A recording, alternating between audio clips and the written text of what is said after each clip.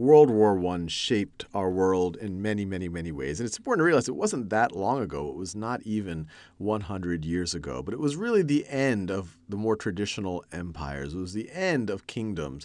It really reshaped much of the globes, much more around states defined by nations rather than states defined by monarchies or states defined by empires. And it was also the first war where technology, or I would say modern technology has always played a major role in wars. In fact, wars have been a catalyst for technology often. But it was the first time that much of what we consider to be modern technology played a huge role in the actual carrying out of the war. And to a large degree, this is what made the war so much bloodier and one could argue even more protracted. So here I have a bunch of pictures of the various technologies used in World War I. Here in this picture you have a machine gun. You have a machine gun, which obviously allows you to kind of indiscriminately mow down folks. These guys it looks like they might be in some type of a trench. And so you can imagine that combination if viewed from above. So let's say that this is a trench. This is a trench right over here. We're looking from above. So there's some people sitting in the trench. A couple of these folks have machine guns. The rest of the guys just have rifles over here. If you wanted to storm this trench, you'd be in a bad situation. The guy with the machine gun essentially could just mow people down. They also tended to use barbed wire. Barbed wire wasn't invented in World War I. It was invented many decades before in the 1800s, but that would make it very hard for someone to cross this period or they would get stuck in it. At which point these guys in the trench could shoot them down. It would be very hard to shoot the guys in the trench. So it also, other than making it very deadly, it gave all the advantages to the defense. So anytime someone wanted to gain ground, especially in one of the fronts where trench warfare was being used, it was a hugely, hugely, hugely bloody affair. The other technology that became into mainstream use in World War I was the use of gas, and in particular poison gas. Poison gas. And as you see these gentlemen right over here, they're wearing gas masks because they're afraid that their opponent is going to use poison gas. And the benefit of gas in particular is, let's say you have an artillery shell that you throw over and it doesn't hit anybody, but then it starts releasing a canister of, let me do that in a different color. It starts releasing a canister of gas, so the gas I've drawn in this purplish color. And so it doesn't have to be a direct hit. It can just linger there and infect that trench and affect everyone there. And gas warfare was actually, the Germans weren't the first to use just gas warfare, but they were the first to use very lethal, what we would call poison gas. And in particular, in 1915, they used chlorine gas. So let me write that down. Chlorine gas, which immediately attacks the respiratory system of the person who inhales it, and they essentially choke to death within seconds or minutes. They also used phosgene gas because this actually did not stimulate that choking reflex. In some ways, it could kind of infiltrate the respiratory system even more. It had a delayed effect, so it would kind of linger around. And you have the use of mustard gas. Mustard gas was very hard to protect against. It wouldn't kind of immediately have you choke to death like chlorine gas. It would be severe blistering. It would essentially take you out of the battle. It was very hard to protect against, and it would also linger around in the trench. So it made the trench a very kind of like toxic environment to work in. So these are very, very, very ugly weapons. I mean, war itself is ugly. Weapons themselves are ugly. I mean, the machine gun is not a pleasant weapon. It can mow people down. But even folks who view something like a machine gun as an acceptable thing tend to view these things as particularly ugly things to use.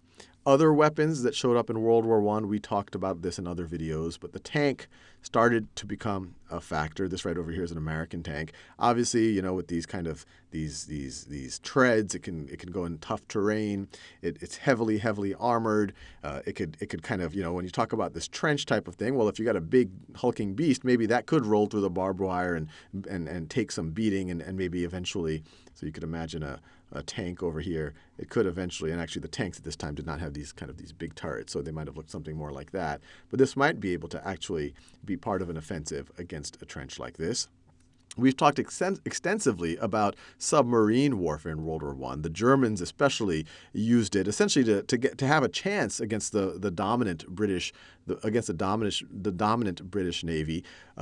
Unrestricted U-boat warfare was one of the primary reasons given by the Americans as to why they entered the war on the side of the Entente. These are kind of World War I era U.S. submarines, just to give an idea of how they actually looked. And probably in some ways the best foreshadowing of what would play a major role in future wars, it was the bringing of heavier than aircraft into the war. So in particular, we're talking about airplanes. So before this, you had stuff like balloons and zeppelins used for reconnaissance, used to see where we should aim the artillery, things like that. But now you had the Wright brothers only, frankly, several years before inventing the engine-powered heavier than aircraft. And at first, the airplane in the beginning stages of the war was used for reconnaissance. But as the technology improved, as the engines improved, it started to be used for bombing, started to actually be used for air-to-air combat. And out of all of the folks involved in air-to-air combat, this gentleman right over here is probably the most famous, although you might not recognize his name. He's been kind of turned into a bit of a caricature in the modern world. But this is Manfred von Richthofen, and he was a pilot for the Germans, and he's more famously known as the Red Baron. The Red Baron, and he was called the Red Baron because he was actually a baron. It is a title of nobility in imperial Germany, and he painted his plane red. So this is a picture of his plane right over here. So if I were to color it in, I guess this isn't quite red. I should actually probably try to get a more reddish color. So maybe this is more of a red. So the color, this is obviously a black and white photograph, but maybe if I color it in for you, you'll get more of the feeling of what his plane might have looked like. And it was a triplane. It had these 3 wings right over here. Or 3 levels of wings. So whatever. His plane was red. That's why he was called the Red Baron. And he was famous for being the most lethal pilot in all of the war. He has 80 confirmed kills. He was able to down 80 enemy aircraft. So 80 confirmed wins, I guess you can say, in combat, which is more than any other folks in World War I. So very, very famous pilot. He himself, when you're talking about any of the combatants in World War I, did not have a long life expectancy. The pilots especially, this was a dangerous game. And he also, despite being the top pilot, the top ace in amongst all the pilots in World War I, he also ended up getting shot in the air in 1918. He literally got shot through the lungs and the hearts. He somehow managed to land his plane, and when the people ran up to him, the accounts say that his famous last words as he died, right when they ran up to him, was "kaput." So, interesting. And on top of that, he's now been kind of turned to a bit of a caricature. I mean, us in the West, in the U.S., we recognize the brand Red Baron Pizza. It is named for the Red Baron, for Manfred von Richthofen. Kind of a strange name, I think, for a pizza company. I mean, he's not even Italian, but that's, I guess, what we know him for. But you see, this guy right over here looks a lot more like Tom Selleck than look like the real Manfred von Richthofen.